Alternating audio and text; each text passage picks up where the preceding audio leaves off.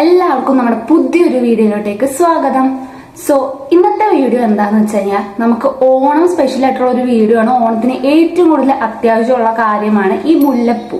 ഈ മുല്ലപ്പൂ നമ്മൾ കടയിൽ നിന്നൊക്കെ വാങ്ങിക്കുമ്പോൾ ഞങ്ങളുടെ ഇവിടെയൊക്കെ ഒരു മുഴം മുല്ലപ്പൂവിന് 150 രൂപ വരെയൊക്കെ പോകുന്നുണ്ട്. അപ്പൊ അത്രയും പൈസ കൊടുത്ത് മുല്ലപ്പൂ വാങ്ങിക്കേണ്ട ഒരു ആവശ്യമില്ല. നമുക്ക് വെറും രണ്ടേ സാധനങ്ങൾ കൊണ്ട് ഈ മുല്ലപ്പൂ ഇത് കണ്ടാൽ തോന്നും ഒറിജിനൽ അല്ലെന്ന് തോന്നുക പോലും ചെയ്യില്ല. ഒറിജിനലിനെ വെല്ലുന്ന പോലത്തെ ഒരു മുല്ലപ്പൂ നമുക്ക് തന്നെ വീട്ടിലിരുന്ന് ഉണ്ടാക്കിയെടുക്കാൻ പറ്റും. അതിന് വേണ്ടത് ടിഷ്യൂ പേപ്പറും പിന്നെ നൂലും മാത്രം മതി. സൂചി ഒന്നും വേണ്ട, ജസ്റ്റ് ഒരു നൂലും ടിഷ്യൂ പേപ്പറും മാത്രം ഉണ്ടെങ്കിൽ നമുക്ക് ഇങ്ങനത്തെ മുല്ലപ്പൂ ഒക്കെ സിമ്പിളായിട്ട് ഉണ്ടാക്കിയെടുക്കാനായിട്ട് പറ്റും. അപ്പൊ ഞാൻ അധികം പറഞ്ഞ് ബോറടിപ്പിക്കണം, നമുക്ക് വേഗം എങ്ങനെയാണ് ഇത് ഉണ്ടാക്കുന്നതെന്ന് നോക്കാം. അപ്പോൾ ഫസ്റ്റ് തന്നെ നമുക്ക് ആവശ്യമുള്ളത് ടിഷ്യൂ പേപ്പറാണ്.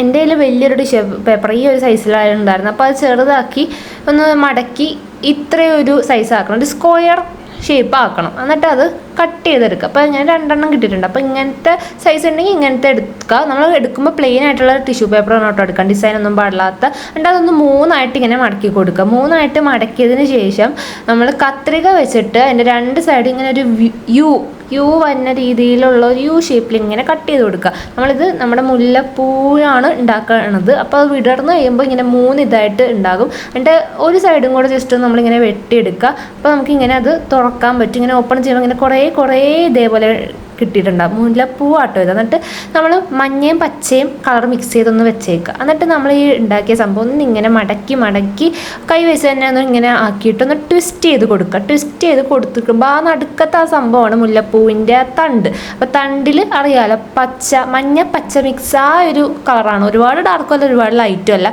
മുല്ലപ്പൂവിൻ്റെ ആ തണ്ടിൻ്റെ ഒരു കളർ നമ്മൾ ഉണ്ടാക്കിയിട്ട് അതൊന്ന് നമ്മളവിടെ ഇങ്ങനെ തേച്ച് കൊടുക്കുക. എന്നിട്ട് ഇങ്ങനെ ഉണക്കാൻ വെച്ചേക്കുക. അത് നന്നായിട്ട് ഉണങ്ങട്ടെ, പെയിൻ്റ് അടിച്ചതൊക്കെ. അതേപോലെ കുറേ ചെയ്തെടുക്കുക. ഞാനിപ്പോൾ ഒരു 5-6 ടിഷ്യൂ പേപ്പർ വെച്ചിട്ട് ഇങ്ങനെ ചെയ്തെടുത്തിട്ടുണ്ട് കേട്ടോ. അപ്പം അധികം ടിഷ്യൂ പേപ്പറൊന്നും വേണ്ട, ഇങ്ങനെ നമ്മൾ ചെയ്തെടുക്കുക. അത് കഴിഞ്ഞിട്ടാണ് നമുക്ക് ഈ മുല്ലപ്പൂ കോർക്കേണ്ടത്. മുല്ലപ്പൂ കെട്ടാൻ വേണ്ടിയിട്ട് ഒരു നൂലാണ് ആവശ്യം. എന്നിട്ട് 2 മുല്ലപ്പൂ ഒരുമിച്ച് എടുക്കുക കേട്ടോ. ഒരുമിച്ച് എടുത്തിട്ട് ഈ നൂല് കെട്ടേണ്ട എങ്ങനെയാണെന്ന് വെച്ചാൽ ഇങ്ങനെ നോക്കി ശ്രദ്ധിച്ച് കണ്ടോളൂ. ഇങ്ങനെ ഉള്ളിക്കൂടെ ഒരു വട്ടം പോലെ ആക്കിയിട്ട് അതിൻ്റെ ഉള്ളിൽ കൂടെ ആ നൂല് കയറ്റിയിട്ട് ഇങ്ങനെ ടൈറ്റ് ചെയ്ത് കൊടുക്കുക. അങ്ങനെ ആണ് കെട്ടേണ്ടത്. ഈ ഒരു പ്രൊസീജിയർ തന്നെയാണ് ഫുള്ളായിട്ട് നമ്മൾ ചെയ്യേണ്ടത്. 2 മുല്ലപ്പൂ എടുക്കുക, എന്നിട്ട് നൂലിൽ വെക്കുക. എന്നിട്ട് ആ നൂല് അപ്പുറത്തു കൂടെ ഇങ്ങനെ ഉള്ളിൽ കൂടെ കെട്ടി ആ വട്ടത്തിൻ്റെ ഉള്ളിൽ കൂടെ ഒന്ന് കെട്ടി ടൈറ്റ് ചെയ്ത് കൊടുക്കുക. അങ്ങനെ വേണം ഫുള്ളായിട്ട് ചെയ്യേണ്ടത്. മുല്ലപ്പൂ കെട്ടാനാണ് എനിക്കും കുറച്ച് ടഫായിട്ട് തോന്നിയത്. അപ്പം ഒരാളെ കൊണ്ട് മുല്ലപ്പൂ കെട്ടിക്കുക, ഒരാളെ കൊണ്ട് മുല്ലപ്പൂ ഇത് ഉണ്ടാക്കിയെടുക്കാൻ എളുപ്പമാണ്, പെട്ടെന്ന് നമുക്ക് ഉണ്ടാക്കിയെടുക്കാം. എന്നിട്ട് കെട്ടാൻ അറിയാണോ ആരെങ്കിലും ഉണ്ടെങ്കിൽ കൊടുക്കുക, ഇല്ലെങ്കിൽ ഇതേപോലെ കെട്ടിയെടുക്കുക. അങ്ങനെ ഞാൻ കെട്ടിയെടുത്തിട്ടുണ്ട്. ഇത് കണ്ട ഒറിജിനൽ മുല്ലപ്പൂ ആയിട്ടല്ലേ തോന്നുള്ളൂ. അപ്പോൾ ഇത്രയും സിമ്പിളായിട്ട് നമുക്ക് മുല്ലപ്പൂ ഉണ്ടാക്കാൻ വേണ്ടിയിട്ട് പറ്റും. എന്നിട്ട് തലയിൽ ഞാൻ വെച്ച് കാണിക്കുന്നുണ്ട്, കണ്ടോ. ഇത് കണ്ടാൽ തോന്നുമോ ഒറിജിനൽ മുല്ലപ്പൂ അല്ല എന്ന്. എനിക്കിതപ്പോൾ ഭയങ്കരമായിട്ട് ഇഷ്ടപ്പെട്ടു. നിങ്ങൾക്ക് ഇഷ്ടപ്പെട്ടോ ഇല്ലേന്ന് നിങ്ങൾ കമൻറ്റ് ചെയ്യുക. പിന്നെ ഇങ്ങനെ ഉണ്ടാക്കി നോക്കുന്നതാണ് നല്ലത്, നമുക്ക് പൈസയൊക്കെ ലാഭിക്കാനായിട്ടൊക്കെ പറ്റും. അപ്പൊ ഗൈസ് ഇതാണ് കേട്ടോ ഞാൻ ചെയ്തെടുത്ത മുല്ലപ്പൂ.